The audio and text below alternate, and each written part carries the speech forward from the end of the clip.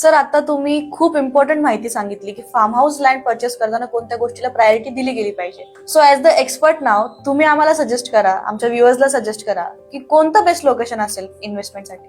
तर आता नाशिक मध्ये त्र्यंबकेश्वर साईडला पहिले लोकेशन आता खूप जास्त ट्रेंडिंग. तिथे आपला लेटेस्ट आता आपण एक प्रोजेक्ट लॉन्च करतोय आणि लॉन्चिंग मध्ये आपण बऱ्यापैकी चांगले प्राइजेस ठेवलेले आहेत सुरुवातीला आपण.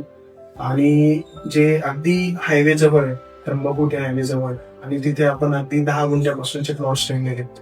तिथे या ज्या गोष्टी ज्या मी आधी मेन्शन केल्या, जसं water connection, electricity, roads, internal 12 मीटरचे, त्यानंतर प्लांटेशन असेल, सिक्युरिटी पर्पज, सगळ्या गोष्टी आपण एकत्र तिथे ऑलरेडी सेटअप रेडी केल्या.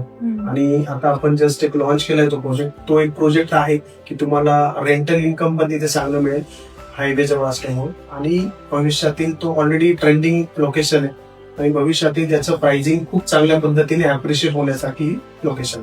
तर ज्यांनाही तिथे फार्म हाऊस प्लॉट घेण्याची इच्छा असेल त्यांनी तिथे घ्यावं, कारण इथे खूप चांगल्या पद्धतीचं अप्रिसिएशन मिळू शकतं.